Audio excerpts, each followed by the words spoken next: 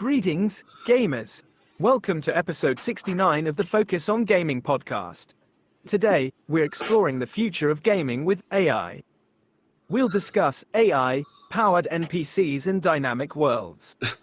Let's dive in. Yes, let's dive in. Okay. Yeah, there's a clue about what the episode's going to be about.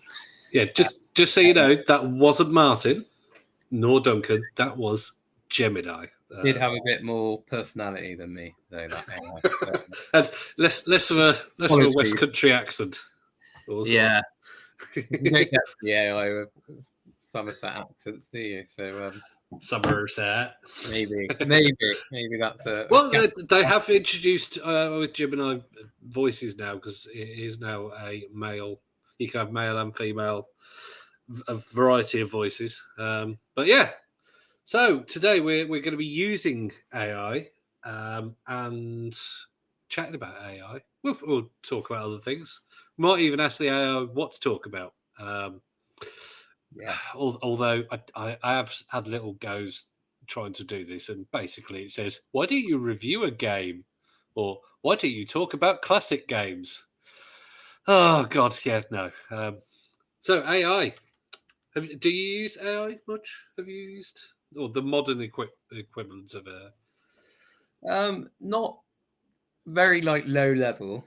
I think the last time I probably used it was way back. I say way back, wasn't that long ago, when we were planning this podcast and we were trying to do a logo for it, and we were using sort of AI generated images. So I was putting in gaming podcasts. And they all have problems with the words, though, don't they? Because you put in like focus on game, you tell it focus on gaming, and it will come up with like double C in the focus, or the gaming will be double M, or just say GMING or something like that.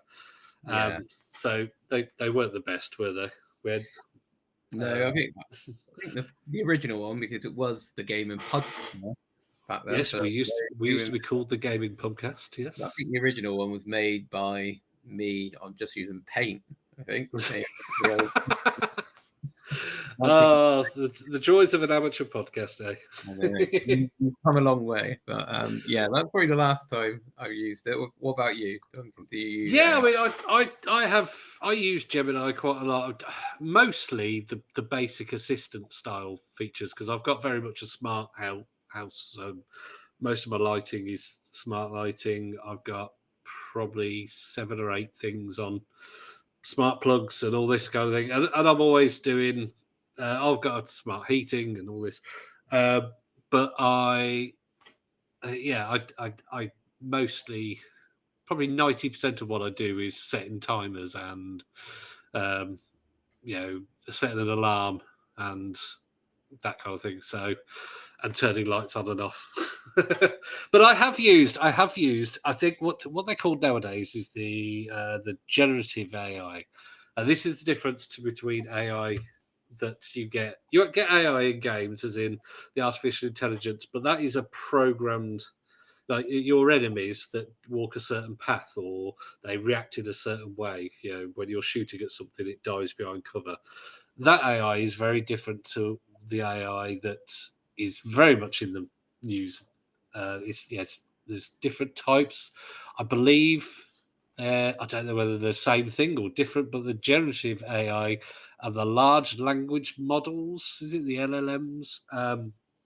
Basically the ones that you can talk to and it will understand what you are talking about or the input that it has, and it will work out something from the information it has learned, and it can learn and it can improve its responses and stuff like that, and images.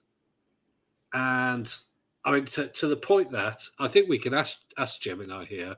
I would just ask Gemini, can you write code for games? Oh, I have to click. Oh, there you go, straight away. Yes, I can write code for games. While I can't directly interact with a specific gaming engine or framework, I can provide you with code snippets, algorithms, and explanations in various programming languages commonly used in game development. Well, there you go. So, it goes on about Python, and there you go. Gives you a little bit of Python there that you can put into. I think Python basically is just like a command line. Put that in, and it would do something. I don't know. In a little window, it would. I'm trying to work it out. It's got screen size. What you can do. No, I have no idea what that code does. I am putting this on the video if people want to watch it on the YouTube. But yeah, so it is getting to the point where not only art, videos, but literally code. You could. I heard rumors that there is somebody releasing a, a video game specific AI that will write games that you can say, I want to play a platformer with with a sausage in a world of robots, and give it 10 minutes to generate it, and it would generate a platformer with you controlling a sausage. Potentially, in the future, there shouldn't be, because I think as gamers, a lot of us would have an idea of, if I could make a game, I would have a game like this, X, Y, and Z, but I just don't have the knowledge or coding skills to be able to do it. Not saying that AI will do a better job than actual game developers, but potentially in the future, you could sit down and say, I want a game, describe it in as much detail as you can, and AI would produce the code for you to. Yeah. That's the kind of AI use that I think is positive, because they're very much split, the world is, I think, at the moment, with AI, people saying, oh, it's going to ruin everything, or it's going to take over the world, or just in terms of jobs. People, obviously, artists are worried because you can create a decent picture in seconds. Obviously, there are some issues with various AIs giving six fingers to people. It's a hand, isn't it? Where you can tell. I have had to go with. There's a one you can do where you could have your own AI on a computer or even on a phone, actually, where it's called stable diffusion, and so it means that you can do whatever you want. There's no limits to it, which unfortunately, means it can be used for nefarious reasons or very valid reasons, just that other places go, that's copyrighted and you can't. But I had to go with it, and it was very good with creating worlds. A picture of a bleak town or a cartoon world or something like that, and it did very good results. But as soon as you tried to get it to do a person, it would have legs coming out of its buttocks, and there'd be an extra arm coming out of somebody's head or something like that. And unless you were very lucky, and probably there are ways to improve the results and whatnot. It wasn't good enough to use for me doing art for something else. But yeah. Go back to what I've just digressed again. Go back to what you said. It was if I was as somebody who was a programmer and I was making a game by myself, and I was I can't afford to get an artist to do thousands of bits of art, sprites and all this and textures, whatever it is that you need. Then I think that AI will be a great thing. Then we have the big companies, though, that are going, how can we do this for cheap? And that's where the problem lies, in the fact that you've got, for something like Grand Theft Auto 6, you've probably got hundreds of artists who Take-Two are probably telling Rockstar, is there any of that you could do with AI and just, sack 50% of the artists? And that's not good. No. At all. Yeah, I guess there is that risk, and also just the fact that a lot of these individuals would have spent years of studying to get to this point, and I don't think we're anywhere close to this happening, but potentially at some point, AI will just be able to come in and do what they can do without any sort of, without any sort of doing any sort of educational dedication of time to it. So, but I guess that's not just within the gaming industry. That'll be, but we're not. Don't want to go too much into. I think we've got to keep it ethical. I think they have. It has to be an ethical use. But and companies and shareholders. Yeah, this is the thing. There has to be ethical use. By government, it's not going to be, is it? Because they're not going to be. They're just looking at the bottom line, and that's all they're looking at. Which is unfortunate because, like we said, AI could have such a real good, a positive impact. Yeah, it doesn't have to be so negative. Yeah, it would open a lot of doors for people. Are these, not to be too doomsday about it, but are you one of these Elon Musk types who believe that if AI gets too out of control, it will be the end of humans? No. I mean, is it, or do I get sort of jaw dropping at some of the things it could do? Like here, I mean, we asked it about the Python or the game stuff, and within seconds it's typed it, and I'm like, wow. Now somebody who knows Python might look at this and go, that's a something a 9-year-old who's learning Python would do. Okay, but I don't know that. I don't know it. And the fact that it did it in less than 10 seconds. To see what a developer would think about that. I mean, they are saying, it says at the end, feel free to ask me more detailed questions about game development, such as game mechanics, level design, graphics, sound optimization, debugging. Now, imagine, debugging. I can imagine programmers would probably love AI just going, right, I've got 10,000 lines of code, and there's a problem somewhere. I don't know what it is, and AI would be able to check over it and find it and find possible mistakes in less than 10 seconds, and where it would take some like a programmer by themselves, I don't know, hours, days to find stuff. But I mean, someone like we interviewed Bill Harbison of the Ocean Robocop art fame, and I can imagine he would probably be AI has absolutely no place. I don't. I'm not speaking for him, but he is an artist. He's a very good artist, and he probably does look at it and go, I could do that. This would take my job away from me and anybody younger than me that's trying to get into the area.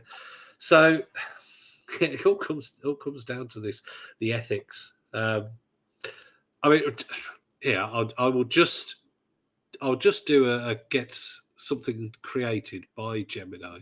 I think it does pictures now. Create a screenshot from a video game about a sausage in a World of Robots platformer. You've got about a belt sausage. Yeah, I think I'm gonna stop that now. Hang on. Stop that. Let's try that again. There you go. Right. Now you know what you're going to ask. Create a screenshot from a video game about a robot in a world of sausages, and it's a platformer game. Again, it hasn't typed it, as you said. It says latest screenshot from a video game. I will edit that. Do you know what? Wilder. I will create a screenshot. Now, this is going to be great for an audio podcast. But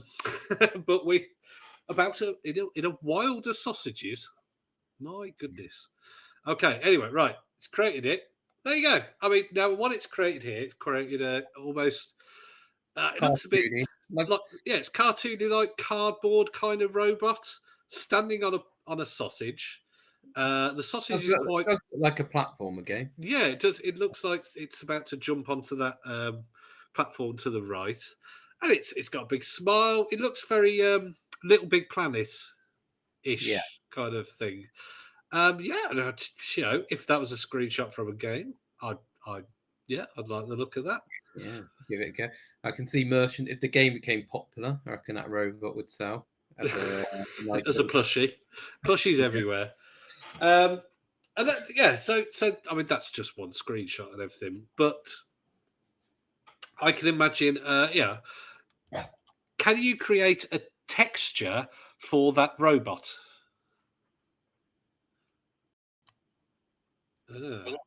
Creating your image. So this now, obviously, 3D images in 3D games need to have textures.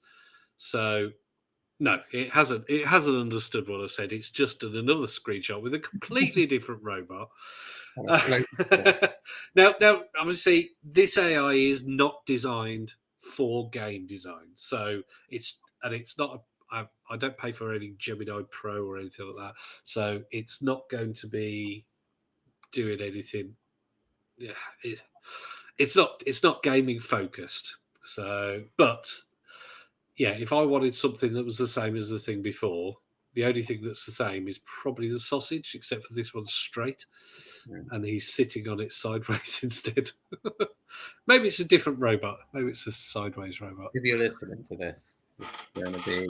If you came in after the first 15 minutes and like, why are they talking about robots and sausages? I can't even see what they're talking about. If Tom has come in now, he'd be like, What? Why is there a sausage with a robot on top of it on the video call?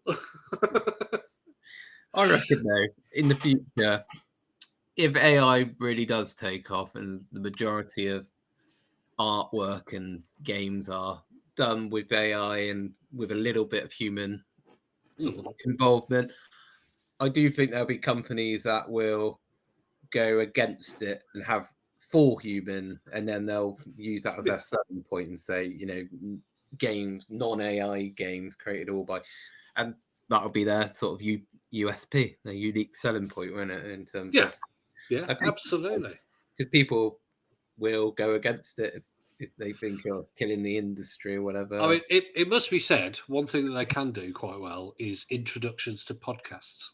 They did. So you might be out of a job there, I'm afraid, but no, we'll keep you on, Matt. I'll be like AI's assistant or something. I totally agree. I think it is going to the place where, I mean, there's been a few games that have been caught out already using especially promotional artwork, because marketing are using artwork that they are given or screenshots from a game, and they are creating AI generated artwork for the promotional material. So it's already creeping in there. I believe that was Risk of Rain, I think, had some DLC that came out with some artwork or like textures that was AI generated. DLC AI generated. I'm just searching for. I think there was a DLC came out for Risk of Rain 2, and I believe I'm just trying to look it up. No, I don't know. But yeah, there was a well-known game that I think had some AI art in it. So artwork, I think, is already happening. But if anyone is listening that is creating a game, just use it ethically. I mean, the guy who created Stardew Valley, when he started, he had no art experience. He had no programming experience. He self-taught, and he created that. Now, he somewhere along the line, I think, has had some people helping him, and now he's got a company. But could you imagine? It might have been a completely different game if he'd had AI art. It might have been something along the lines of more, I don't know, sort of less pixelated and more sort of your Hades style graphics. yeah, I don't know. So it can be good. It can be good, but just ethics. If you're EA and you're listening to this, don't use AI. You've got enough people to do the art. Yeah. Well, I don't know what more we could say about AI. Really, I think. Actually, I tell you one thing that I do want AI to be in, and that is, and it was done in a couple of games. I think somebody did a mod for GTA Online, or I think. But anyway, it was a mod for PC where the NPCs were AI controlled, as in like their speech. So you could walk up to an AI, an NPC, and have a conversation with them, and they would talk back to you. There is also I think a murder mystery game that uses AI, but apparently the AI is a bit dodgy. But wouldn't you love that in a game though? Just turn it on, and you like Rocket League, but I don't know if you play GTA Online or something, and you don't fancy going online, but you've got police who are like, "I can see you, Martin," and going after you, and I don't know, or hooker actually picking up a hooker in GTA Online on GTA, taking her through to a corner, and she actually calls you by your name, and has a conversation, or remembers you from the previous time, and says, "Oh dear, do you remember remember when you cried and just talked to me for half an hour?" Please don't kill me and take my money. Yeah, do you remember you murdered me? Oh, yes, I remember that. Yes, my name's Sylvia and I've got a child. You're an AI. You don't have a child. It would make games more replayable once you finished them. Yeah. As Oh, AI, absolutely. it would always be different, wouldn't it? Because that'd be Grand Theft Auto. That would be a good game to have NPCs on. G6 with AI.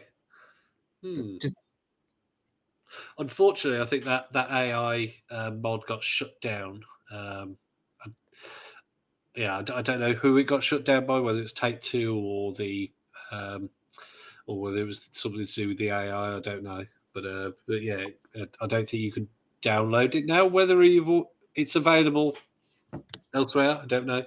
But through places like Nexus Mods and such like, I don't believe it's available. What is that murder mystery AI game? It's on PC. I can't remember what it's called. Vaudeville. There you go. It's called Vaudeville. And it I've watched videos of it, and some of the conversations are quite laughable. But it's one of those ones where they're laughably good. So if you got PC and you want to experience a murder mystery, Vaudeville, Vaudeville. It's quite a funny game, but I don't think it's meant to be funny. Right, shall we ask Gemini what we should play talk about next? yeah. Okay, let's do it. Right. What should we talk about next on our podcast? We've just talked about AI, and then we need another subject. Here we go. Here are a few podcast topic ideas to consider after discussing AI. Gaming-related topics. The future of gaming. Explore emerging technologies like VR, AR, and the metaverse and how they might shape the future of gaming. VR. Indie Game Spotlight. Highlight indie game developers and their unique creations. Oh, indie game spotlight. Been playing any indie games recently? No, I don't think it. I mean, it's come up with indie game spotlight, classic games revisited, gaming controversies, gaming music and sound design. Well, that's something we haven't actually done, is it? Gaming music. Yeah, We've never done. done. Music does add to a game, doesn't it? Yeah. Are you somebody who takes note of like the typical classical style soundtrack? Are you somebody who would go to the Albert Hall and listen to the Final Fantasy concert or something like that? No. But I do think underrated in terms of the music in a game and what it can, especially like in horror games, the music can add, Yes. or not just the music, but just the sounds in general can add to the. That's what one thing I've done with scary games sometimes is turn down the music and just the Steptoe Son soundtrack.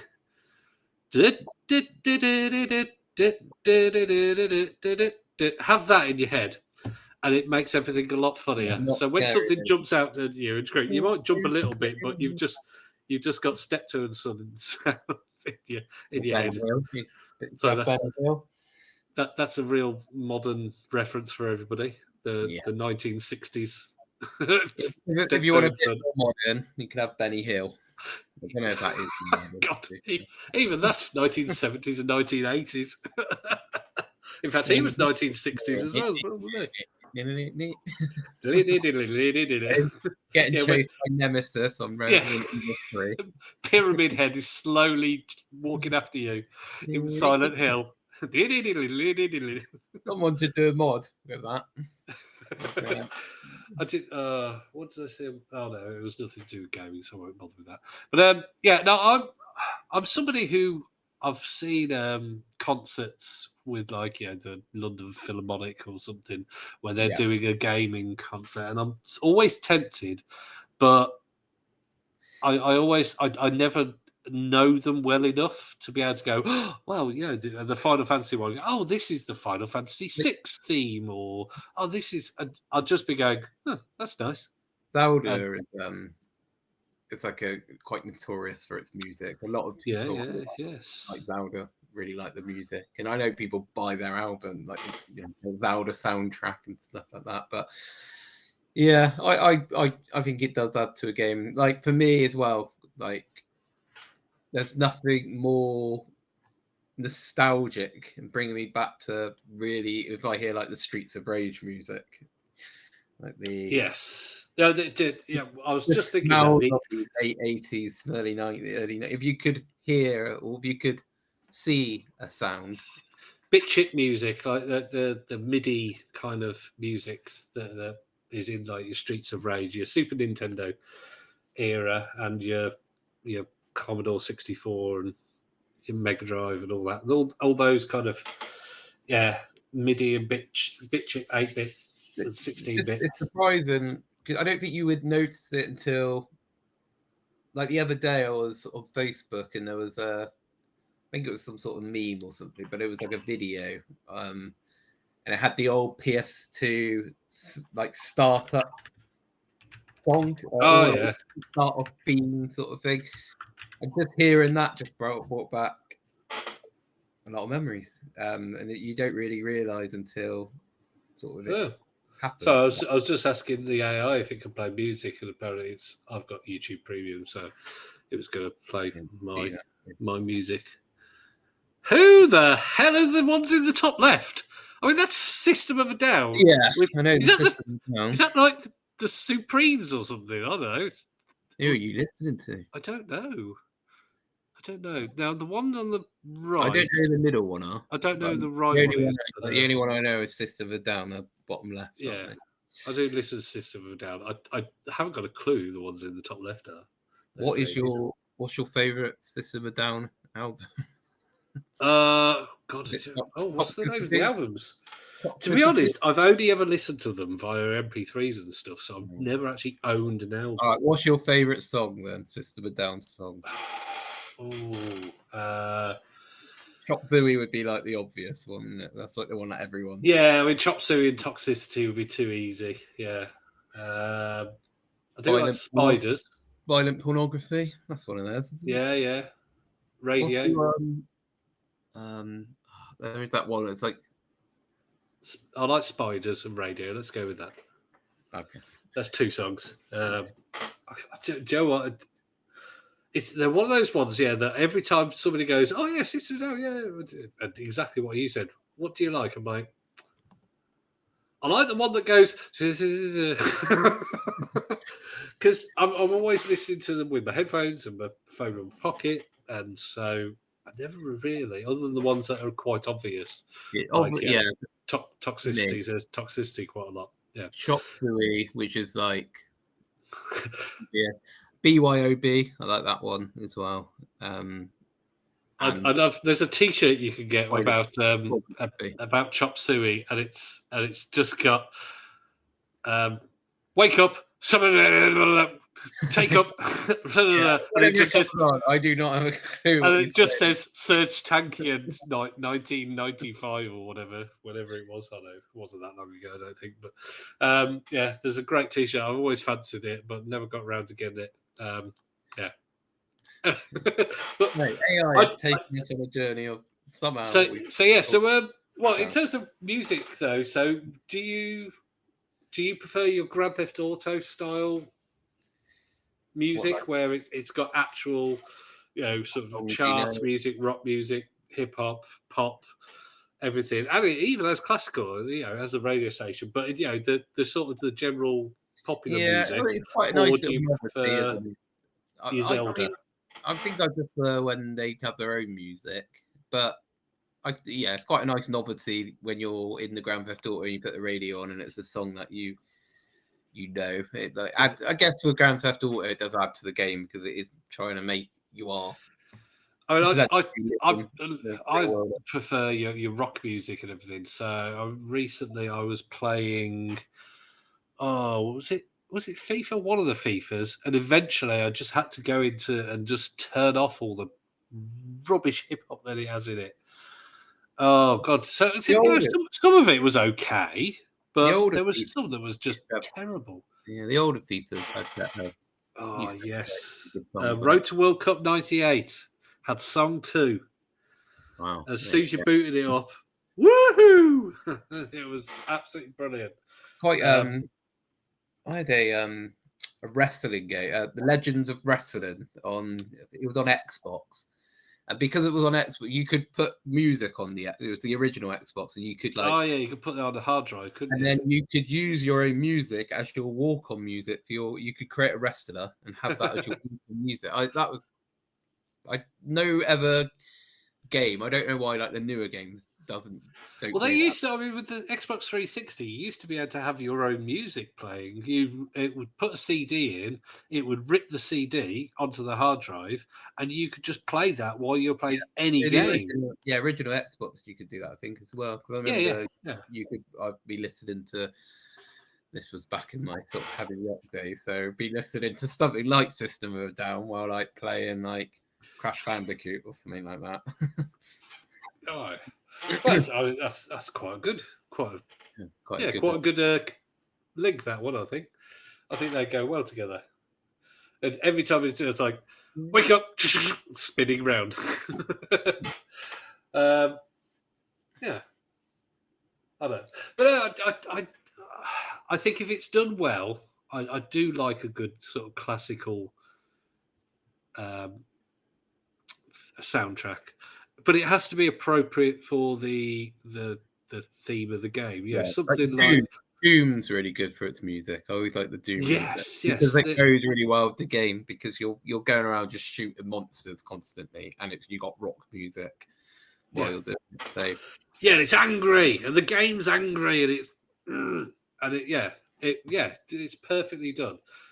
There are superstar soundtrack makers because they're people who a lot of Japanese because they are things like Final Fantasy and the like. Oh, hang on, someone.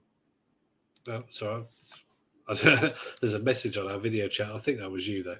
A while ago, yeah. Yes. So I thought Tom might be here. Sorry. So Final Fantasy and things like that. There are people who, they're very well known for being very good at what they do. So it is a talent. I think this is why in movies someone like John Williams is very famous because he does the music that's perfect for that situation. The problem with games, obviously, is that they then have to have music that quite often changes or reacts. So, for example, you'll have a very gentle music that then, like in Red Dead Redemption, let's say, you're wanted by the police, having sort of a la, da, da, da, da kind of thing when you've got bounty hunters and marshals chasing after you shooting. But it doesn't. It changes to the kind of thing. You know, the it's sort of. March of the Bumblebees or something like that. And if they get it really right, then you will always link that song to that. So Tetris, for example, Oh yes, everyone knows, and the themes. I mean, Zelda's theme. I'm not a big Zelda player, but even I would go, oh, that's the Zelda theme. Like Mario, like everyone knows Mario. Oh, yes. Even my son walks around singing it sometimes. When it gets a bit serious. Yes. Oh dear. But then you have got some classic soundtracks that had like pre-made music, I want to call it. Things like the Tony Hawk games. Tony Hawk games always had fantastic soundtracks. Like we said, the FIFA games. But I would say for those ones, I think the GTA is probably I would say the king of it, because it was classic. You had classic rock like Queen, but then you had classic hip hop radio stations and pop stations, and then you had original music in there, and you had classical music that was made for the game, kind of thing. What I liked about it as well is if you would carjack someone, depending on the person you were carjacking on, it would represent the person would be some little old lady's got the heavy rock one. It would be sort of like classical or something when you like take over, which was like I would see something they thought about in terms of making it quite. And also, I think I've mentioned it in another podcast. There are certain songs when I used to play. I think I must have been stay around my friend's house. This was years and years ago. Last week. When I was at an age where it was acceptable to have sleepovers, and we were just playing one of the Pokemon games. All we did was just sat there. Sorry, 2 weeks ago. Yeah. And I fell asleep, and I was like to him, I was like, "You've got your Game Boy Advance still on?" And he was like, "I don't." And I was like, "You do? I can hear this music." And he was like, "I don't." And then I was like, "Look, you just." And then he showed me, and it was off. And I was like, we've been playing it so much now. It's like just dreaming it. Head. Yeah, and it's just seemed so. So yeah, good. Well done. Why don't we ask? Let's ask Gemini what is the greatest video game soundtrack ever? Let's see what it thinks. Subjective question, but it thinks some of them.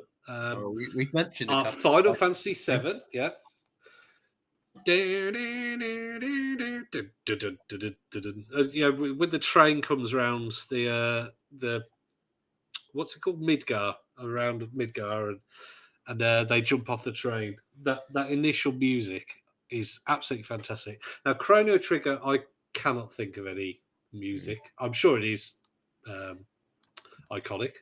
The Legend of Zelda. I mean, The Legend of Zelda has, like we said, has a it has a classic theme. The Ocarina of Time, obviously, I can imagine a lot of it is ocarina music. Metal Gear Solid. The main thing I think about with Metal Gear Solid is the radio sound. So that bring, and then boink, and it opens up when you get seen with the exclamation mark, like bloop. Yeah, that's the one. And then Nier Automata. Now, I've only played literally about 20 minutes of that game. Apparently, a lot of the people who love it think, absolutely love that game. But I think it's like a classical Says features a stunning soundtrack with a variety of genres, including rock, electronic, and orchestral. They're all Japanese games as well. They are all Japanese games. They So maybe- yeah, like I said, it's a lot of these concerts that you can go to are Japanese games. Just trying to think of a non-Japanese game that would have a well-known. I suppose Tetris is that, but even that was brought out by Nintendo. But the music was Russian. So, yeah. But yeah, so they are. Gemini recommends Final Fantasy VII, Chrono Trigger, The Legends of Zelda, Ocarina of Time, Metal Gear Solid, and no, does it mean Metal Gear Solid as in the series or the yeah, I'm assuming it means the first one on the PS1, not the previous ones on the MSX or whatever it was, because that would be an 8-bit one. And I still remember one of the things I remember from being a kid was on the Spectrum 48K. There was a game called Renegade. It's quite a well-known game, but it had I can't remember what the name of the song was, but it wasn't an original song, but it was just done really well on the Spectrum for the time. And so I just used to sit there on the title screen with that playing in the background, even though it would repeat about every minute. So I'd load this game up and then sort of just sit there with this or whatever it was. It was something like that. That's a bit of a memory. It wasn't the best music, though. As I said, it was a pre-made. So yeah, it was a song that was done on the computer. Well, there you go. Music. Anything else about music? I don't know. Not that I can. Yeah, I think we. Hey, AI said that we should do general technology topics or pop culture and entertainment. Well, pop culture and entertainment is gaming. Although I did go and see The Wild Robot last week. Oh my god, that's such a good game. Good film. If you want a good one to take the kids, fantastic film. I mean, obviously, it is available via nefarious means if anybody does want to watch it. So I think it will be available to download or rent soon, hopefully. But yeah, such a good film. Have you heard of that film? No, I just googled it while you were. Yeah, it's basically a robot that lands. You don't know where it is. They just refer to it as their island, and it's washed off a boat or crashed on there or something. And this robot has a goose imprint on her, because it comes out of its egg, and so she has to teach it how to swim and whatnot. So obviously I won't give too much away of what happens in it, but it is funny, it is sad. Obviously there was somebody cutting onions in the cinema, but I can't help that. Yeah, somebody wants to cut onions constantly by me. Who am I to stop them? But yeah, it's easily one of the best animations I've seen for years, absolute years. And yeah, and so now since I come back, my boy's like, "Is it available to watch? Is it available to watch? Can we watch it? Can we watch it, Daddy? Daddy, can we watch it?" And I'm like, "You watched it 2 days ago. I'm sure you can wait a bit." But And yeah. your emotions can't take it another. Oh no, just when sad bits happen, but there was one sad bit that doesn't happen, and I was expecting. I turned to my wife and I was like, "I'm pretty sure that blah blah blah blah, blah was going to happen because of what they were showing," and it didn't. So I was thankful, because that would have. I mean, somebody would have been cutting a lot of onions near me if that happened. So Glad for your sake. Yeah. I'm a 46-year-old man that's comfortable with his emotions. But somebody kids stop cutting onions. Celebrated. Not yeah. I can't remember the last. I don't think I can't remember the last film I cried at. So But No, well, you've only got was 3 kids now, isn't it? No, 2 kids. You've 3. got 3 kids, haven't you? Of course, yeah. You've got the 2, but yeah. So you've got 3 kids. So you need to have that, because that would have them make you more of a in touch with your emotions. That's what happened with me. So as soon as I became a parent, I'm like, Bambi died. Bambi's mom died, even kind of thing. That I was before I had a kid. I used to be able to play horror games. I used to be able to watch, Bambi's mom being shot and laugh, and then I had a kid, and that was it. Just completely ruined my ability to not do those things. What can you do? Yeah, not like I don't get. I just stop myself because I'm like, I will laugh rather than cry. If I'm laughing, then it means it's not that I find it funny. It's because I laugh or I'm gonna cry. So any games that you've ever cried to? don't think so. No, No. more films that. But Not even, what about? I mean, I think we can give away the plot to The Last of Us now, can't we? yeah, I guess, Is there any crying in that? No, there's not really cry stuff in there in Last of Us. No. I'm trying to think of. Well, I mean, the classic one is Aerith dying in Final Fantasy VII. why don't you ask AI the saddest moment in a game? Good idea. What is the saddest moment in video game history? Oh, here we go. I say it's subjective again. And it said, there you go, Aerith. Aerith in The Final. saddest moment in video game history is subjective and depends on personal experience and emotions. However, there are a few moments that stand out as particularly poignant for many players. One such moment is the death of Aerith in Final Fantasy VII. Yeah. Aerith is a beloved character who is unexpectedly killed in the middle of the game, leaving players Spoilers. shocked and devastated. This moment is often cited as one of the most emotionally impactful in video game history. I mean, it did at the time. I mean, it was back in 1997. It just came out of nowhere. It was like we're having this really pretty bit and everything where she's finding out that she was an ancient or something like that, and all this, and she found out stuff, and it was just becoming like her moment in the game. And then along comes Sephiroth, and it was just the way that it just went silent. Again, we go back to the music. There was just the music, and then it stops. But yeah, I mean, it's surprising that there isn't more games. Like with films, there are a lot of films where they're clear. Tug on your heartstrings. Yeah. Whereas with gaming, it just they don't. There are a lot of games which have a lot of story in them, like Last of Us and God of Wars and stuff. But they more go for twists in video games, don't they, rather than emotional tugging on your heartstrings. I mean, there are other things where people have died.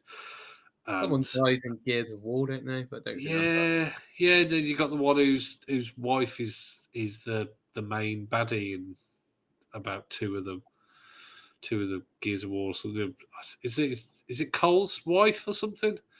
She becomes the queen or something like that. I don't know. But yeah, there's not many that tug on your heartstrings. Mostly, they're all about the twists. It's the BioShock twist. It's the Luke, I am your father. I am your father kind of thing. I'm totally with you there. I don't think I've actually cried. Even the Ares thing, I didn't cry at it. I haven't played The Last of Us Part 2. I have heard of what twists are. I'm hoping that it's going to come out on PC and that it will be playable on Steam Deck. Although after Part 1 not being very good on Steam Deck, I'm not holding out much hope. But yeah, so Last of Us Part 2, I haven't seen, but I have heard of who dies, and it's sad. But I think, have you played that Part 2? No. I think the person dies at the beginning, so but I won't say just in case. Plenty of games that's made me cry through not being sad, just through anger. just terrible, Through- terrible games. Through anger, though, a lot of them. Like Crash Bandicoot, when I died right before a Oh checkpoint. God, yeah. when I It's cried. like, oh, there's a checkpoint. I don't, especially when it's an easy jump. You're like, oh, I've just got to get over there, and you just fluff it. Anyway, right. Yeah, I have heart to hearts with myself. I'm like, what have I just done? I got to do all that again. Why? What was? Yeah. But- What are the most infuriating parts of video games? There we go. Oh, yeah. Well, there you go. Here are some of the most infuriating parts of video games. Unfair difficulty spikes, when a game suddenly becomes significantly harder, often without warning or proper preparation. Yep, there we go. What we were just talking about. Yeah, it's if it's at the end of a game, but when you get some games where the difficulty is just not reasonable, you'll be like, la la la, this is really easy. And suddenly there's one jump. And that's what going back to Crash Bandicoot I found is that I'll do level 1, no problem, level 2, no problem, level 3 or whatever will be really hard. And it'll take me loads of attempts to complete it. But then level 4, do it first time. Level 5, do it first time. Level 6, yeah, 100 times it takes me to complete it. Level 7, breeze through it. Absolutely no problem. And that's what I found out with playing Crash Bandicoot nowadays. I didn't like that. I still haven't completed any of them, any of the trilogy that would come onto Game Pass. But to be honest, I haven't played them much. I've only played it for about an hour in the last month. Straight and boss battles. Yeah, that's Yeah, tedious. well, that's yeah. But you're a From Software fan though, aren't you? Yeah, but it's So frustrating. that's just frustrating boss battles, isn't it? Yeah. Especially when you get their lives really low and then they kill you and you got to do it all over again. So they haven't got online gaming, which is probably where I most get annoyed because Oh, there you go. No, they haven't. Whenever I lose on a game, I'm the kind of loser where I will Throw a controller. Not anymore, but instead of me just saying they were better than me, I'd be like they were so lucky. Like 9 times out of 10, I win that game. Like, how have I lost that game? Like, they got all the luck. They must be on PC. I'm on a console. That's why they beat me. So I'll find every excuse rather than they're just better than me. And sometimes you just got to hold your hands up and say, fair play. But I don't like to do that. I always try and find a reason why that it wasn't my fault and that it was all to do with luck. Yeah. I think I've just got so. I won't say I'm bad at video games, but I'm certainly. I mean, I would be somebody that would not be great at Call of Duty if I played multiplayer. But yeah, I mean, I've got generally so poor at keep trying with video games that I think that I'm quite happy to let people be better than me. I'm like, yeah, it's not for me, and I'll just turn the game off. But that's it because of Game Pass. That's made it so much easier because you're like, I haven't bought this game. Yeah. You can just move on to that. Actually, I think before we go, maybe we should ask AI what we should play on Game Pass, and then there you go. Because this is, of course, Gemini and not Copilot. They'll promote something. What game should I play next on Game Pass? Right, here we go.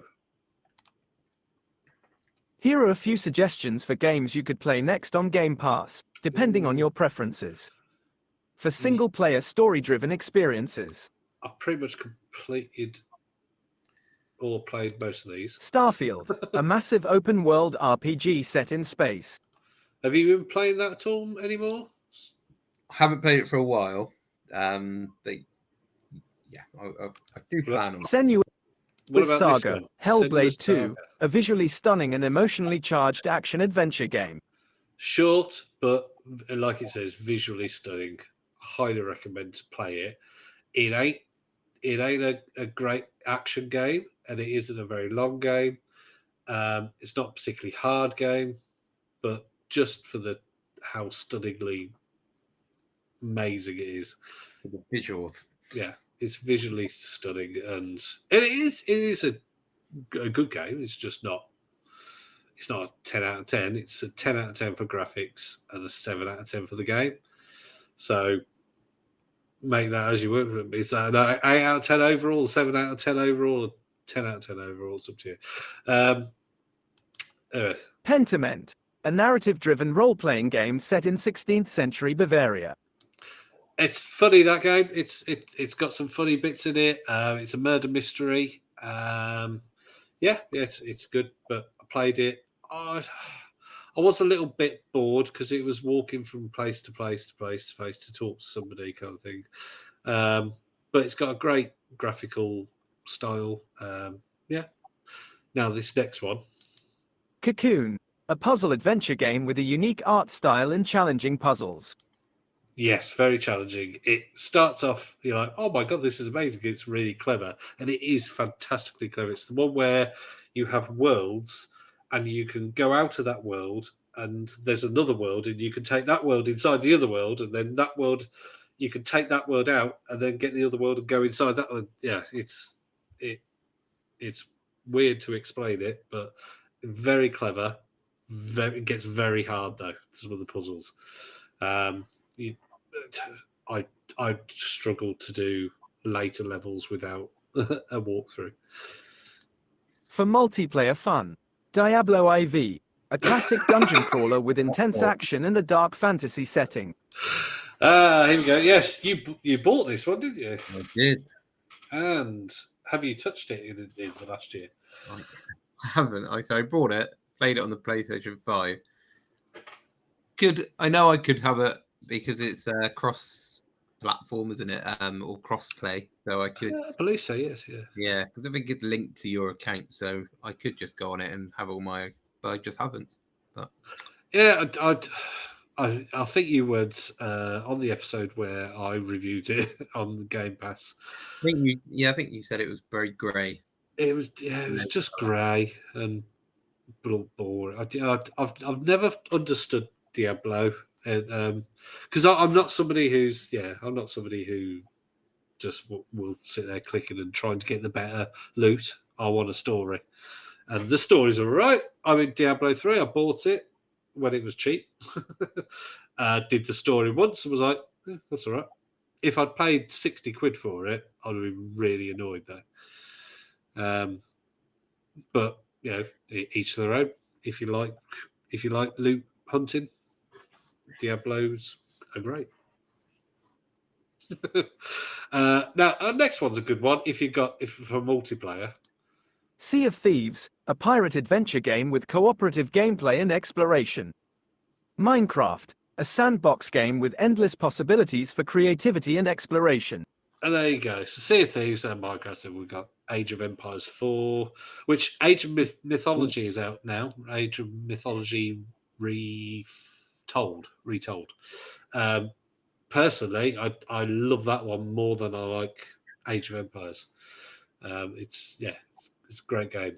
Then we've got Vampire Survivors, Power Wash Simulator, Hi-Fi Rush, and Slay the Spire, all for something different. Vampire Survivors, I love that. I've got that on PC and Game Pass, and it's great for a sort of quick 20-minute grind. Power Wash Simulator, I absolutely love that. I did as see a story about Power Wash Simulator, and it's sort of game related. Scientists have said that it's good for your mental health playing Power Wash. Yeah. I would absolutely agree with that as an amateur and somebody that isn't a psychiatrist or something. like that. But yeah, it's totally mind concentrating, relaxing game. There's no time limit. It's got one thing that worried me when I first started playing it was, what if there's a tiny speck of dirt hidden somewhere?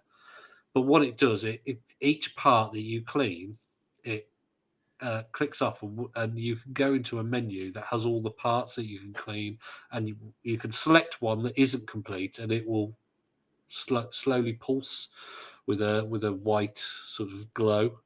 And so you don't need to stress about not being able to find the last bit of dirt. And it's got some great gaming hookups where you can do Final Fantasy. You can do some of the vehicles, you can clean them, and the bar that's in Final Fantasy 7, and a model of Midgar. What else was there? Tomb Raider. You could do the Tomb Raider mansion. You could do the obstacle course that she runs on in Tomb Raider 2, and you can do the her collection hall, which has got the T-Rex and other things that she's found in various games in objects. Yeah, so yeah, it's so good, such a good relaxing game, and highly recommend it if ever you're stressed. Play Power Wash Simulator, as opposed to Hi-Fi Rush, which I played for about an hour, and it wasn't for me. It's a rhythm-based action game, so it doesn't have one of those bars coming down with things that you have to press on time. You have to attack in time with the music. So it's a 3D action game where you're killing enemies and jumping around and stuff, and it was all right for me. It did very well. Didn't save Tango Gameworks from being closed down. They did, however, get rescued by, I can't remember who it was that bought them out now. Crafton, who make PUBG, bought them out from Microsoft, basically, who shut them down. So there may be a Hi-Fi Rush 2 if they own the IP, which I think they probably do. The Slay the Spire is deck building. Do you like deck building games? I don't mind it.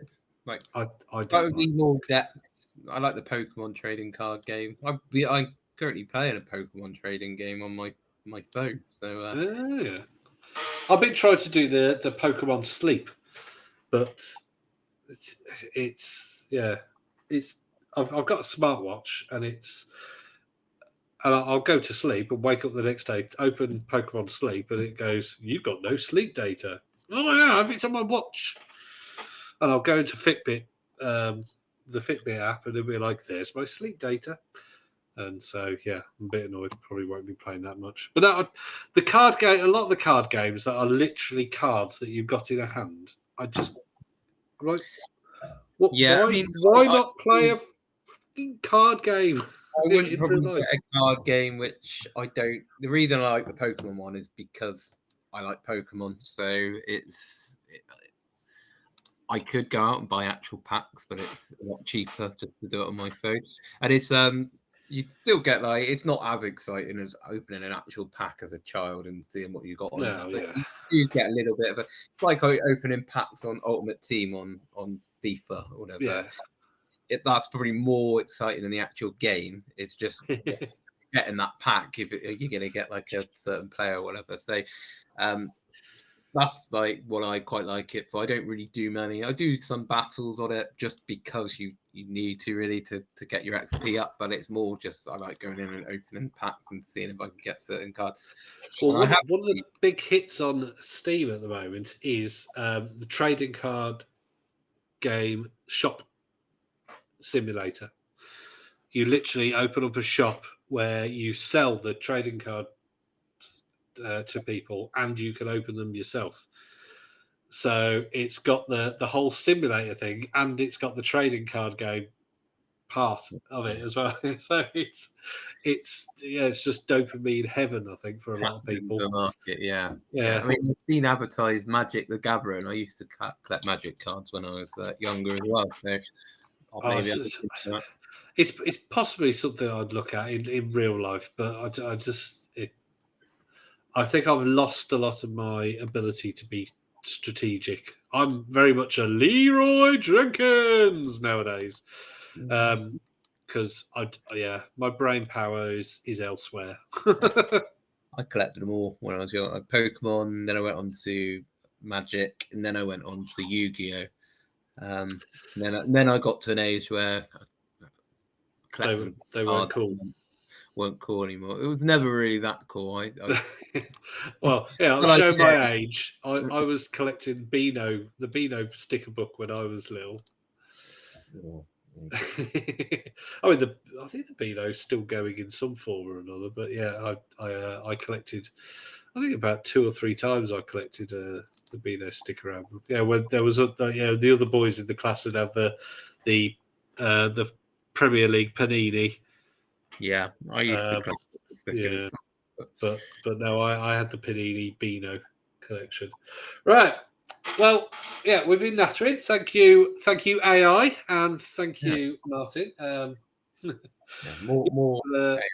In case the AI doesn't say it, like and subscribe, and Maybe we should ask the AI to do a. I was going to ask the AI to close it down, but so go to focusongaming.co.uk for all of our episodes. Leave us a review and subscribe.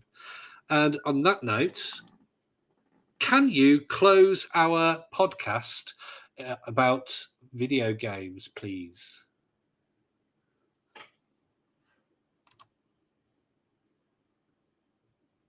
No, if thinks I want to change it, okay. It just failed us. Can you write a closing paragraph about our podcast, please? Why did I say please? I know. Why? Right. Why did I say please? Anyway, here we go. Everybody, bye. We hope you enjoyed this episode of the Focus on Gaming podcast. We'll be back next week with more gaming news, reviews, and discussions. In the meantime, keep gaming, keep exploring, and keep sharing your passion with us. Until next time, happy gaming. Not bad.